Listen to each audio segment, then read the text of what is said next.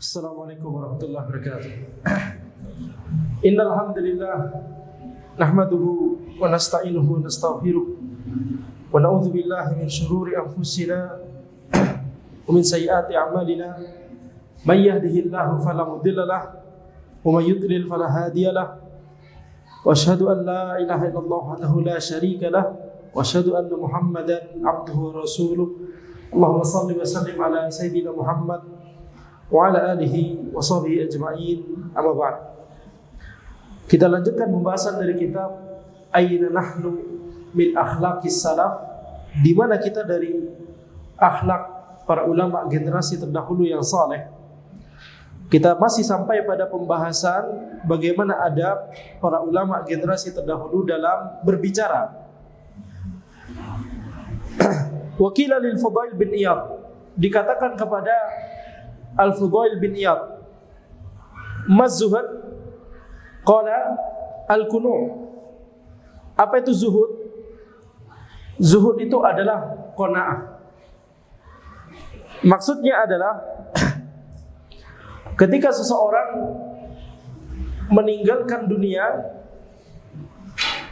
karena mengetahui dunia tersebut lebih hina daripada akhirat, menginginkan akhirat, menjadikannya sebagai tujuan utama. Nah, meninggalkan dunia yang dimaksud di sini bukan kemudian tidak bekerja, tidak makan, tidak sekolah, tidak kuliah, bukan demikian. Tapi yang dimaksud adalah mengetahui hakikat dari dunia, mengetahui hakikat dari akhirat. Ini adalah intisari dari zuhud. Intisari dari zuhud itu adalah mengetahui hakikat dari dunia dan mengetahui hakikat dari akhirat. Ya, ini dua hal. Sebagaimana firman Allah Subhanahu wa taala, "Bal tu'thiruna al-hayata ad-dunya wal akhiratu khairu wa abqa." Mereka itu mendahulukan, mengutamakan kehidupan dunia, padahal akhirat itu adalah lebih baik dan lebih kekal. Jadi di dalam ayat tersebut Allah Subhanahu wa taala menjelaskan dua hal. Yang pertama adalah hakikat akhirat lebih baik dan lebih kekal daripada dunia. Kemudian yang kedua adalah Allah Subhanahu wa taala menjelaskan perilaku atau sifat dari orang kafir. Mereka mengutamakan kehidupan dunia. Mereka mengutamakan kehidupan dunia, padahal kehidupan dunia itu ya lebih buruk dan tidak kekal, tidak langgeng, tidak sama seperti akhirat. Jadi kalau ditanya apa itu zuhud, maka zuhud itu adalah ketika seseorang mengetahui hakikat dari dunia dan mengetahui hakikat dari akhirat, sehingga orang tersebut akan bersikap sesuai dengan porsinya, sesuai dengan hakikat dunia dan sesuai dengan hakikat dari akhirat. Jadi salah kalau misalkan dia mengejar dunia, meninggalkan akhirat, salah. Ini tidak sesuai dengan hakikat dunia dan akhirat. Atau sebaliknya, dia meninggalkan dunia sama sekali, seperti yang tadi kita sebutkan, tidak kerja, tidak kuliah, tidak sekolah. Dia merasa bahwa yang namanya takwa, yang namanya zuhud itu adalah meninggalkan dunia, tidak kerja, tidak mencari nafkah, ya, dan seterusnya. Ini kalau di agama lain bahkan tidak menikah, begitu ya. Maka ini adalah kesalahan besar. Bukan itu yang dimaksudkan, ya, akan tetapi yang dimaksud dengan zuhud adalah kita bersikap sesuai dengan hakikat dunia dan sesuai dengan hakikat akhirat. Oleh karena itu, ya, itulah yang dicontohkan oleh Nabi kita Muhammad SAW. Beliau mencari nafkah, beliau berkeluarga, ya, beliau makan, beliau minum, dan seterusnya. Tapi beliau tidak menjadikan dunia sebagai tujuan utama. Akhirat adalah tujuan utama. Ya, jadi teladan kita yang paling utama dalam masalah zuhud dan dalam masalah bab-bab yang lain, ya, dalam ilmu syar'i adalah Nabi kita Muhammad SAW. Jadi sekali lagi, apa itu zuhud? Zuhud itu adalah kita mengetahui hakikat dunia dan hakikat akhirat. Bal tu'thiruna al-hayata ad-dunya wal akhiratu khairu wa abqa. Ya, mereka mengutamakan dunia, mereka mengejar dunia, padahal akhirat itu lebih baik dan lebih kekal, lebih langgeng. Makanya di sini Al-Fudail bin Iyad itu kemudian berkata, menafsirkan zuhud sebagai qanaah. Apa itu qanaah? Qanaah yakni ketika seseorang itu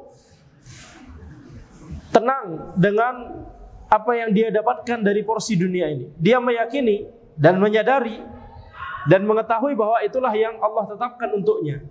Dia berusaha untuk mencari nafkah, dia berusaha untuk menggapai cita-cita, begitu ya. Tapi ketika dia sudah mendapatkannya, dia qanaah. Dia bersyukur kepada Allah Subhanahu wa taala. Dia tidak kemudian menyesal, begitu ya, atau tidak kemudian protes kepada Allah, mengapa saya cuma mendapatkan seperti ini, begitu ya, atau menyalahkan takdir atau menyalahkan Allah Subhanahu wa taala. Tidak demikian. Maka ini adalah makna dari qanaah. Qila mal wara', kemudian dikatakan apa itu wara'? Qala istinabul maharim. Wara' itu adalah meninggalkan keharaman dan hal-hal yang bisa mengarahkan kepada keharaman, atau hal-hal yang itu masykukun fi, atau yakni mustabih, hal-hal yang kita masih samar, ini haram atau halal. Yang namanya wara' adalah ketika seseorang berhati-hati. Ya, ketika seseorang berhati-hati, maka itulah yang namanya wara'. Innal halala bayyin wa innal harama bayyin wa bainahuma umurun mustabihat la ya'lamuhunna katsirun minan nas. Faman ittaqa syubhat faqad istabra li dinihi wa irdihi. Wa man waqa'a syubhat wa man waqa'a fi syubhat waqa'a fil haram. Ar-ra'i yar'a hawla al-hima yushqa irtafi. Intinya adalah sabda Nabi Muhammad SAW, sesungguhnya yang halal itu jelas, yang haram itu jelas, akan tapi di antara keduanya ada perkara-perkara yang kita tidak mengetahuinya. Ini beda orang berbeda, tergantung keilmuannya terhadap ilmu syar'i. Ada perkara yang jelas bagi sebagian orang, ini hukumnya jelas halal atau jelas haram. Tapi bagi orang lain, hukum hal tersebut bisa jadi samar, bisa jadi masih samar, masih mustabih. Sehingga ini tergantung, berbeda antara orang ke orang. Nah, sehingga ketika seseorang itu mendapati ada perkara yang samar bagi dia, maka Nabi Muhammad SAW mewasiatkan kepada kita untuk menjauhi perkara yang masih samar, untuk menjauhi perkara yang mustabih. Karena ketika seseorang itu belum tahu hukumnya, kemudian mendekati perkara tersebut, maka sangat mudah bagi dia untuk terjatuh kepada yang haram. Maka ini, dalil ini termasuk dalil yang digunakan oleh para ulama bahwa saddu dzara'i, menutup jalan yang bisa menuju kepada keharaman, itu disyariatkan. Kalau jalan tersebut bisa menuju kepada keharaman, maka ini disyariatkan. Jadi kalau seseorang itu misalkan dalam perkara muamalat, misalkan di toko-toko online, marketplace, ada program-program ya macam-macam, apa misalkan contohnya ya program-program apa namanya, ya ini seperti misalkan di uang digital, misalkan uang digital tertentu, apakah ini halal atau haram, atau ada program patungan atau apa dan seterusnya, apakah mekanismenya ini sudah sesuai dengan syariat? Nah, orang tersebut wajib untuk mencari tahu hukumnya terlebih dahulu. Berapa banyak orang sekarang yang bermudah-mudahan ya apapun yang ada di marketplace kemudian dimanfaatkan langsung begitu saja, berbahaya. Ya, Umar bin Khattab radhiyallahu anhu berkata ya bahwa orang yang belum pernah belajar fikih muamalat tidak boleh melakukan yakni jual beli di pasar-pasar kami. Tidak boleh melakukan jual beli di pasar-pasar kami. Jadi ini tugasnya dari khalifah, tugasnya dari ulil amri, tugasnya dari presiden, tugasnya dari pemerintah. Yaitu apa? Memastikan tidak ada praktek riba yang ada di pasar-pasar atau marketplace atau apapun itu bentuk-bentuk atau tempat-tempat yang di dalamnya terdapat transaksi-transaksi. Jadi ini adalah kewajibannya pemerintah, nanti akan dipertanyakan oleh Allah Subhanahu wa taala di akhirat. Makanya Umar bin Khattab memikirkan hal ini. Umar bin Khattab radhiyallahu anhu memikirkan hal ini. Ya, yang belum pernah belajar fikih muamalat tidak boleh melakukan jual beli atau perdagangan di pasar-pasar kami. Itu kata Umar bin Khattab radhiyallahu anhu. Nah, jadi ketika seseorang itu kemudian mendapati model-model transaksi yang bermacam-macam di marketplace atau di manapun itu, dia harus bertanya terlebih dahulu. Ya, setelah bertanya, setelah jelas hukumnya, maka baru boleh dia lakukan. Kalau tidak bertanya kemudian langsung melakukan, ini tidak boleh. Ini haram, walaupun kebetulan halal, kebetulan boleh yang dilakukan tersebut, tapi dia tidak menimba ilmunya terlebih dahulu, maka dia tetap mendapatkan dosa dari sisi kecerobohannya, tidak menuntut ilmu terlebih dahulu. Taib, berbahaya. Makanya di sini Nabi Muhammad SAW di hadis tadi memerintahkan kita untuk menjauhi perkara-perkara yang mustabih, perkara-perkara yang masih samar bagi kita. Nah, itulah yang namanya wara'. Itulah yang namanya wara', yaitu meninggalkan keharaman dan hal-hal yang bisa menuju kepada keharaman, termasuk perkara yang samar tadi. Ini namanya wara'. Kilamal ibadah, termasuk perkara-perkara yang itu bisa menimbulkan kegaduhan, itu bisa menurunkan muru'ah, seperti metode-metode dakwah sebagian ustadz di zaman ini. Metode dakwahnya itu tidak sama atau tidak sesuai dengan apa yang ada di generasi terdahulu yang soleh. Jadi ini minimalnya kita katakan ini perkara samar, tapi dalam beberapa kasus ini sudah jelas bisa menurunkan muru'ah. Dakwah dengan untuk mendekatkan orang kepada syiar-syiar Islam, misalkan gamis, gamisnya di model seperti pakaian streetwear begitu, maka ini tidak boleh. Ini menurunkan muru'ah. Umroh pakai gamis seperti itu, ada coraknya seperti orang-orang fasik. Ini tidak boleh seperti ini, menurunkan muru'ah. Maka ini tidak boleh. Kemudian dakwah, kemudian seperti model, dibuat seperti seminar, kemudian lampu digelapkan dan seterusnya. Kita tidak butuh seperti itu. Justru harus diterangkan supaya orang bisa nyatat ilmu. Supaya orang bisa mencatat ilmu. Maka di sini ini yang namanya wara'. Wara' itu menjauhi hal-hal yang perkaranya masih samar. Inilah yang lebih selamat. Karena kalau kita menuju kepada perkara yang masih samar tadi, betapa cepatnya kita akan terjatuh kepada keharaman. Betapa cepatnya kita akan terjatuh kepada keharaman. Seperti dakwah yang di atas panggung kemudian digelapkan. Shaf pertama di depan panggung akhwat. Shaf ikhwannya di balkon di atas. Laki-laki bisa melihat akhwat di bawah. Ini mudah sekali untuk terjerumus kepada keharaman. Kilmal ibadah. Kemudian dikatakan apa itu ibadah? Qal adaul faraid. Apa itu ibadah? Ibadah itu adalah melaksanakan hal-hal yang wajib. Ini minimalnya. Yang disebutkan oleh Al-Fudail bin Iyad, ini adalah minimalnya. Yang disebut ibadah adalah mengerjakan apa yang Allah wajibkan.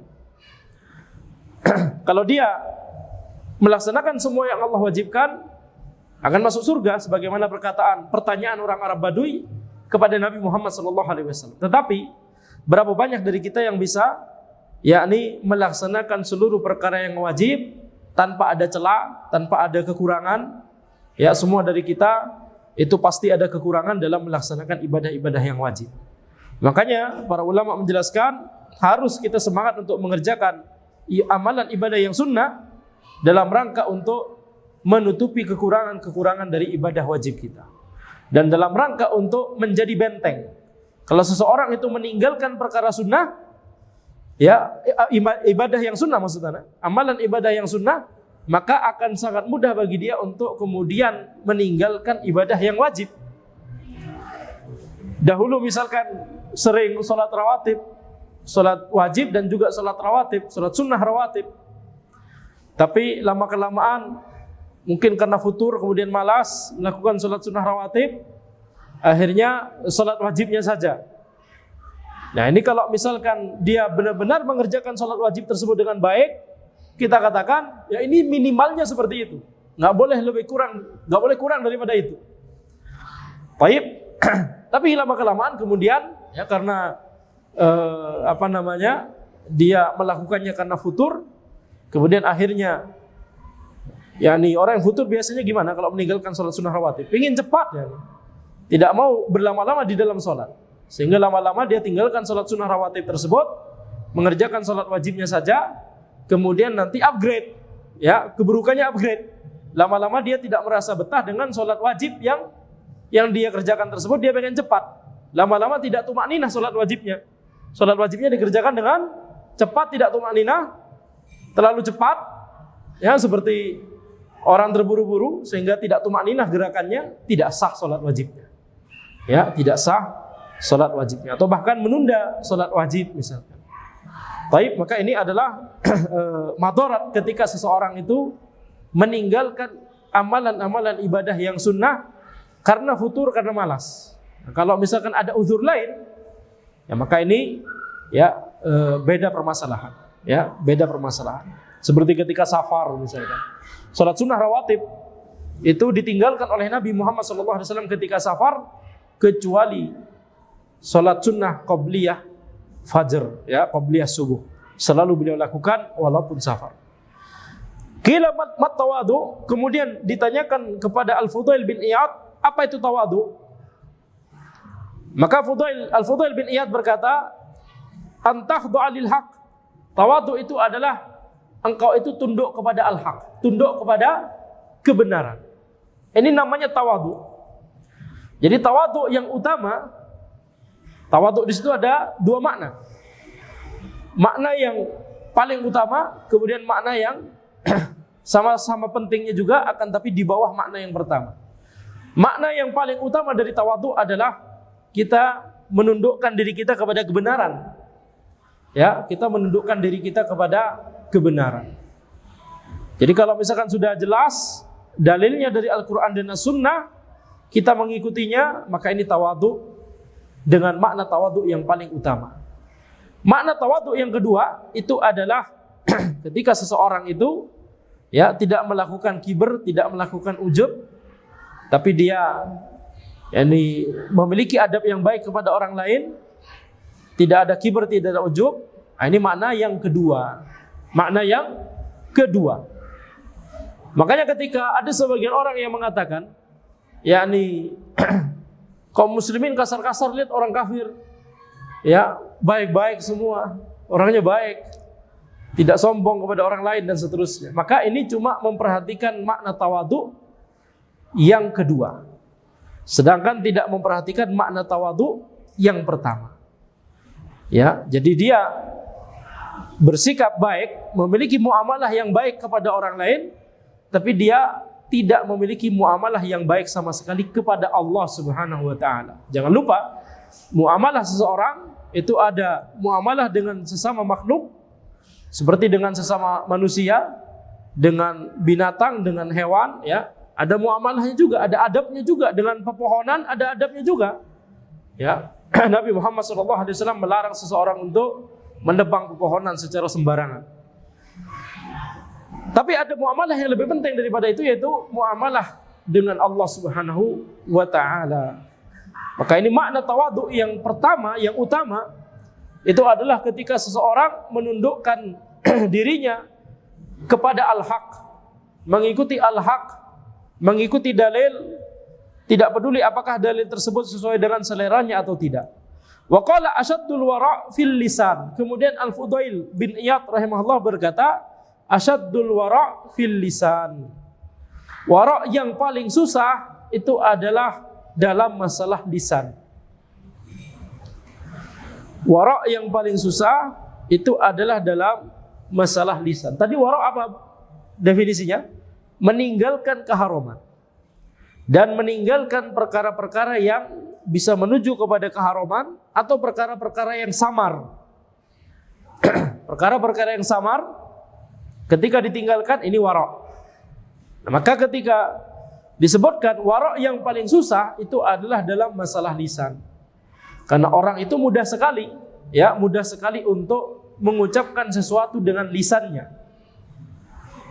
Sehingga mudah terjerumus kepada perkara-perkara yang itu samar atau bahkan haram. Mudah sekali untuk ghibah, mudah sekali untuk berbohong, mudah sekali untuk mencela, mudah sekali untuk menuduh. Ya, atau mudah sekali untuk tadi perkara-perkara yang samar. Di zaman sekarang ini di Indonesia mudah sekali untuk melanggar tuntunan Nabi Muhammad SAW dalam masalah bergurau. Nabi Muhammad SAW melarang kita untuk mengada-ngada dalam rangka membuat orang tertawa. Ini kalau kita misalkan melihat ya orang-orang yang stand up gitu misalkan, itu banyak sekali ya hal-hal yang diada-adakan dalam rangka untuk membuat orang tertawa. Berbahaya. Ini tidak sesuai dengan tuntunan Nabi kita Muhammad SAW. Bukan berarti Nabi Muhammad SAW tidak pernah bercanda. Beliau ya bergurau, tapi beliau tidak pernah bergurau dengan para sahabat senior, Abu Bakar, Umar, Utsman. Ya, itu beliau tidak pernah. Beliau selalu serius karena ini mereka adalah para sahabat yang senior, yang diurusi adalah masalah-masalah yang besar. Tapi dengan para sahabat yang masih kecil, ya, dengan para sahabat yang masih kecil, itu Nabi Muhammad SAW itu. Ya, ini ada beberapa hadis yang menyebutkan beliau bersenda gurau dengan para sahabat yang masih anak-anak. Jadi ketika senda guraunya tersebut itu tidak ada unsur kebohongan atau kedustaan, maka ini ya tidak masalah asalkan masih sesuai dengan porsinya.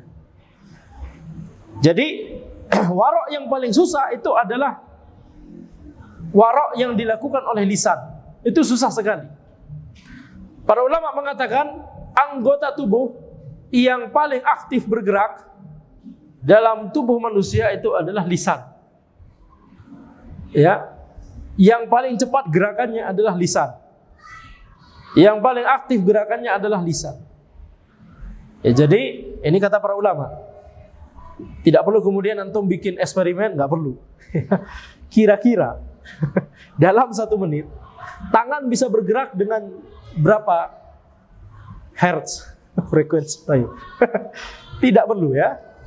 Tapi yang dipahami dari sini adalah lihat bagaimana lisan itu banyak beramal. Amalannya lisan adalah berkata-kata. Ya. Jadi lisan itu bisa berkata banyak sekali. Kata para ulama, seandainya tangan atau kaki beramal dengan amalannya lisan, sejumlah amalannya lisan dalam 1 jam, pasti tangan kita sudah capek duluan, pasti kaki kita sudah capek duluan.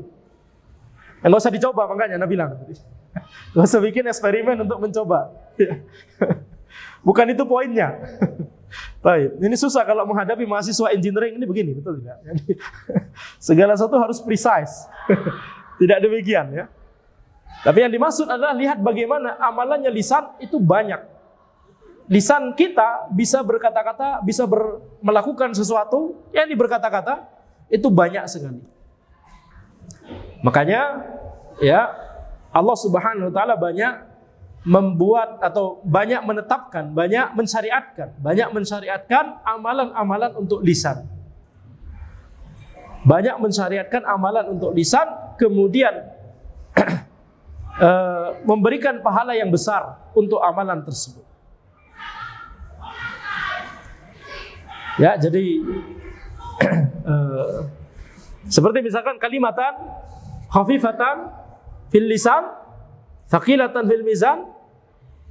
Kemudian apa? Habibatan indur rahman. 2 kalimat yang itu ringan di lisan, berat di timbangan, yakni pahalanya besar. Dan dicintai oleh Ar-Rahman, oleh Allah Subhanahu wa taala. Apa? Subhanallah wa bihamdi subhanallahil azim. Ringan di lisan. Seandainya lisan kita dalam 1 jam mengucapkan zikir itu, memperbanyak zikir itu, ya kita beraktivitas sembari berzikir, maka banyak sekali amalan yang pasti sudah dilakukan. Baik, maka ini kita lihat ya saking aktifnya lisan. Lisan di sini yakni maksudnya adalah ini organ anggota tubuh yang membuat kita bicara ya. Lisan bisa dimaknai lidah, tapi yang dimaksud lisan di sini adalah keseluruhan anggota tubuh kita sehingga membuat kita bisa berbicara. Baik.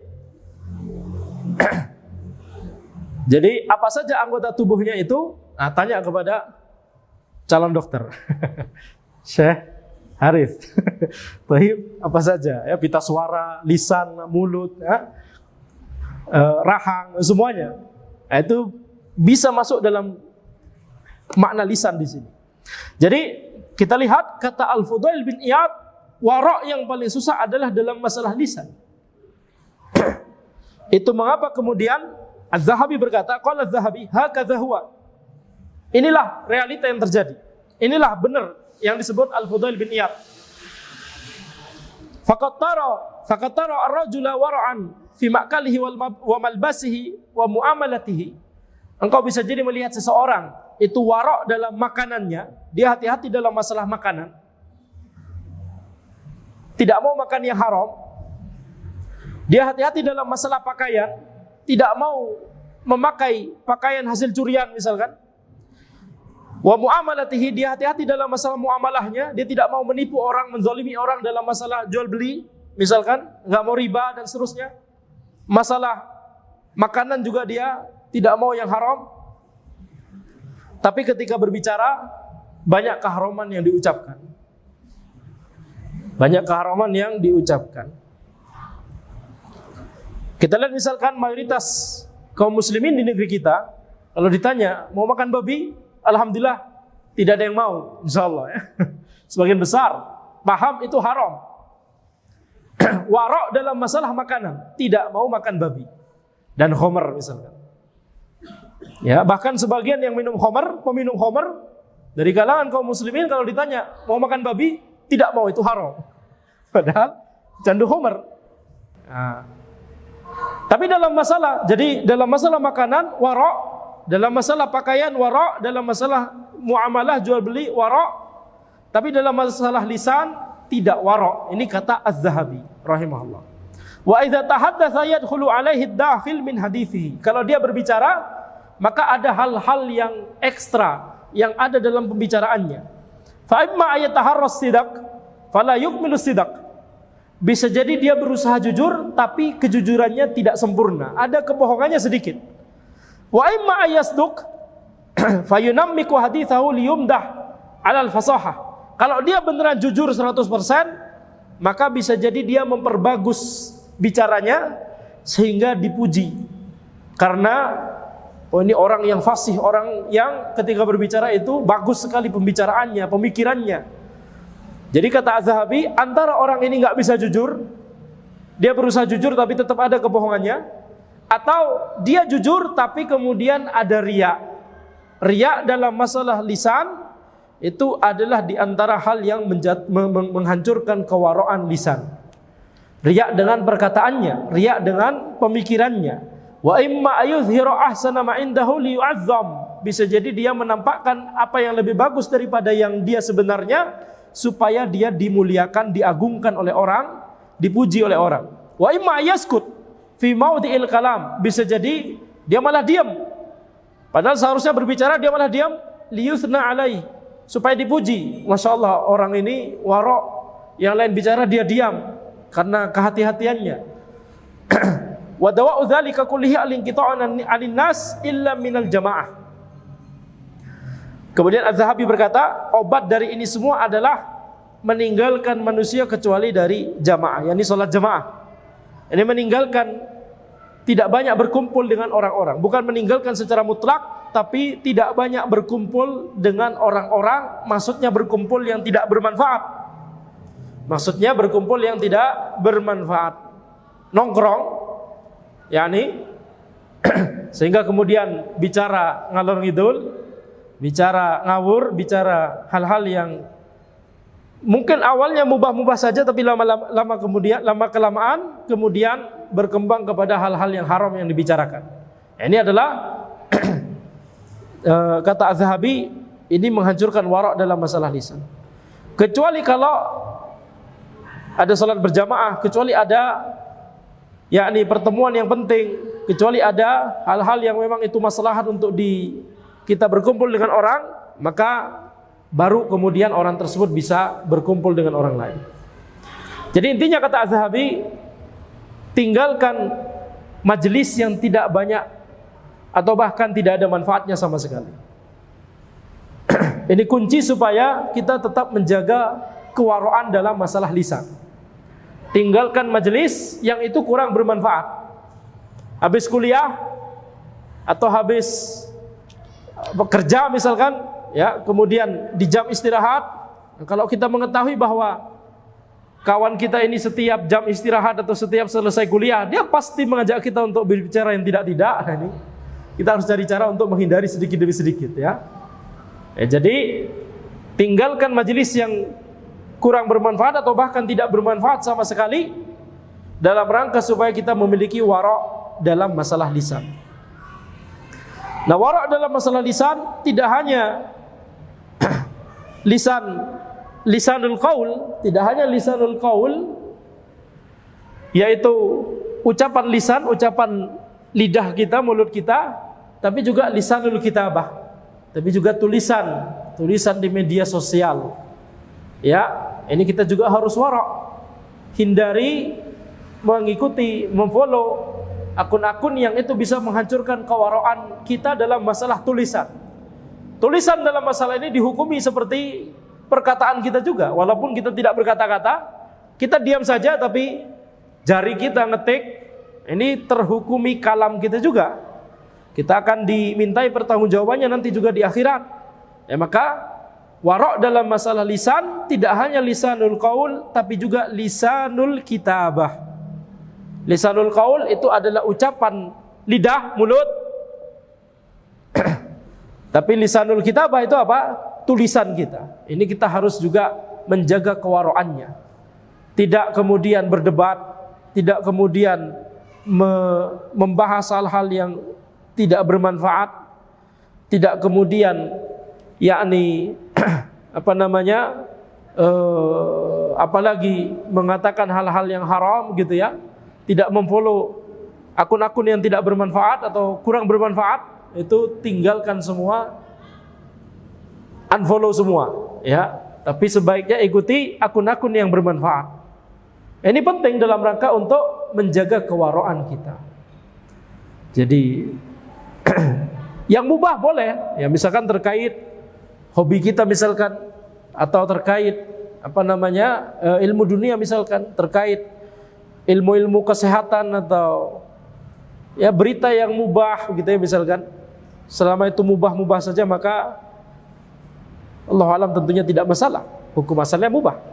Tapi kalau itu kemudian mengarah kepada hal-hal yang haram, ya, seperti hukum asalnya berita mubah, tapi kalau berita tersebut kemudian mengarahkan kita untuk kemudian melakukan hal-hal yang haram, mencela pemerintah misalkan, ya, atau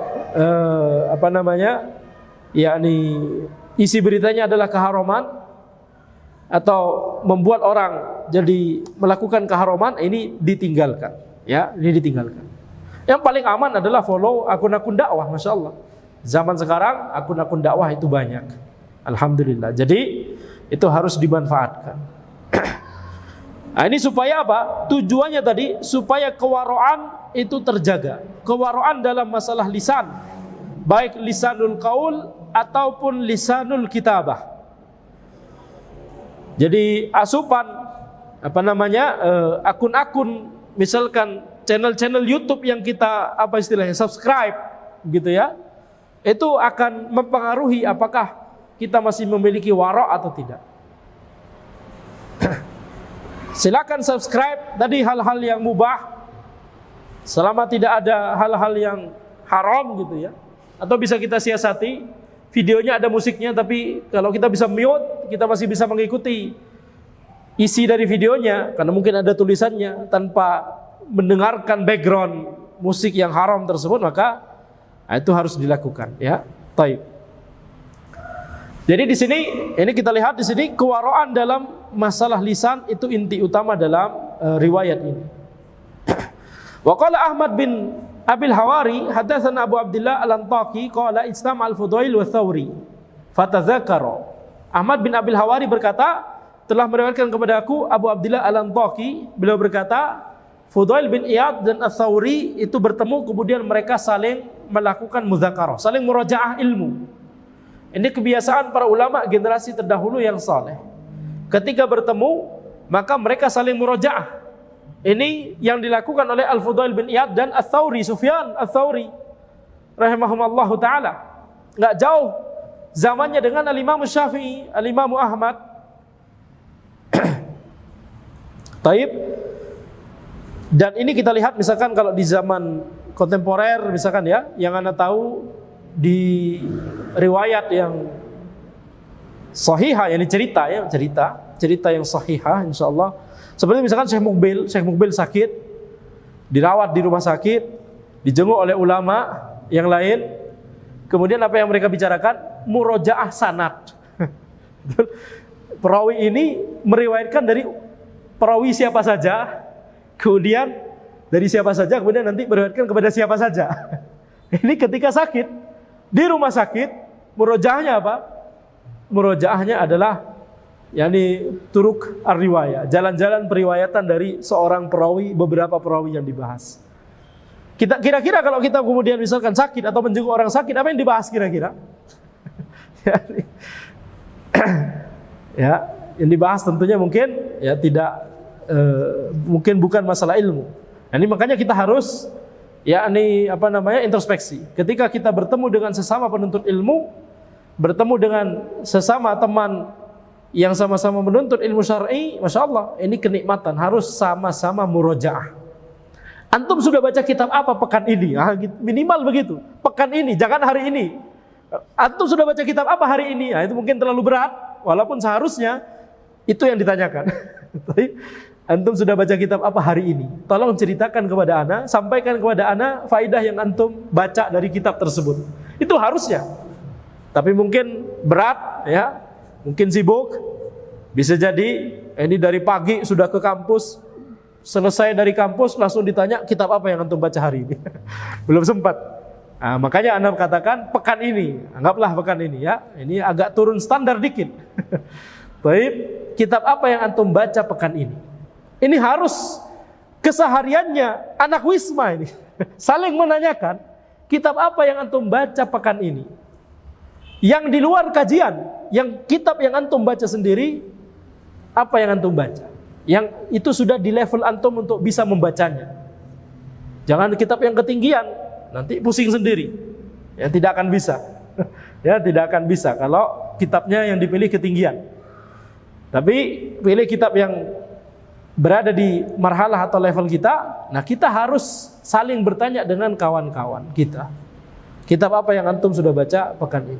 Walaupun nggak ketemu, sekarang sudah ada WhatsApp gitu ya, ada macam-macam media komunikasi. Kita bisa saling mengingatkan di media tersebut, satu grup dengan sesama kawan kita misalkan. Maka daripada hal-hal yang dibicarakan itu hal-hal yang tidak bermanfaat, kita tanya, kitab ilmu syar'i apa yang sudah antum baca pekan ini? Sampaikan kepada ana sedikit faedah dari situ. Itu yang harus menjadi kebiasaan, ya. Itu yang harus menjadi kebiasaan. Untuk ana ingat faedah ini, ya, karena entah mengapa ana merasa budaya ini sudah hilang. Entah mengapa ana merasa budaya ini sudah hilang. Ini harus dipertahankan. Mudzakarah ketika bertemu, mudzakarah ilmu. Ya, saling murojaah ilmu ketika bertemu. Faraqa Sufyan wa baka, kemudian Sufyan itu menangis.